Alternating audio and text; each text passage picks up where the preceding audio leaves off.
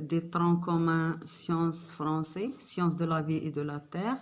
Maintenant, dans cette vidéo, je dois vous donner une idée sur le programme national de la science de la vie et de la terre. Donc, le programme il est constitué de deux unités. L'unité 1, c'est l'écologie. L'unité 2, c'est la reproduction chez les plantes. L'unité 1, elle est constituée de 5 chapitres. Premier chapitre, réalisation d'une santé écologique. Deuxième chapitre, l'influence des facteurs édaphiques sur la répartition des êtres vivants. يعني تأثير ديال العوامل التربوية على التوزيع ديال الحيوانات والنباتات ديال الكائنات الحية. ثم شابتر انفلونس دي فاكتور كليماتيك يعني العوامل التربويه على التوزيع ديال الكائنات الحيه.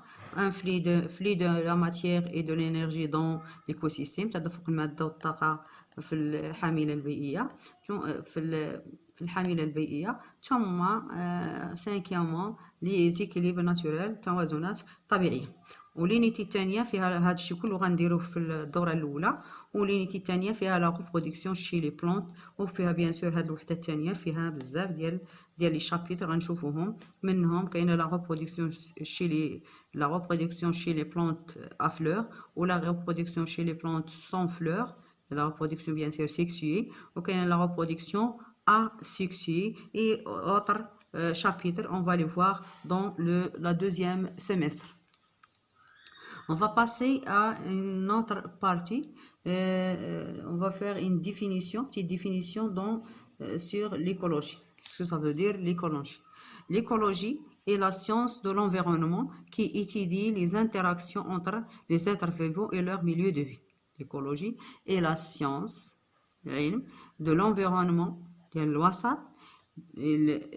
qui étudie les interactions et التفاعلات entre les êtres vivants ما بين الكائنات الحية et leur milieu de vie, mais aussi entre les êtres vivants eux-mêmes.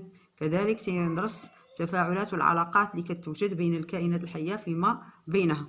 Le terme écologie vient des grecs wakos يعني ميزو هابيتا يعني سكن، la maison bien l'habitat سكن، ولا le substrat وسط، et logos la science de l'habitat يعني علم الوسط ولا علم السكن. Et la science de l'habitat, autrement dit la science qui étudie les êtres vivants، تدرس الكائنات الحية في وسط يعيشها. Et pour observer et étudier les constituants d'un milieu naturel et comprendre les relations et les interactions entre les différents constituants du milieu naturel, on a besoin de réaliser une sortie écologique. باش نعرفوا les interactions والتفاعلات اللي كاينه ما بين الكائنات الحيه، والعلاقات اللي كتربط الكائنات الحيه فيما بينها، وكذلك العلاقات اللي تربط الكائنات الحيه مع الوسط ديالها.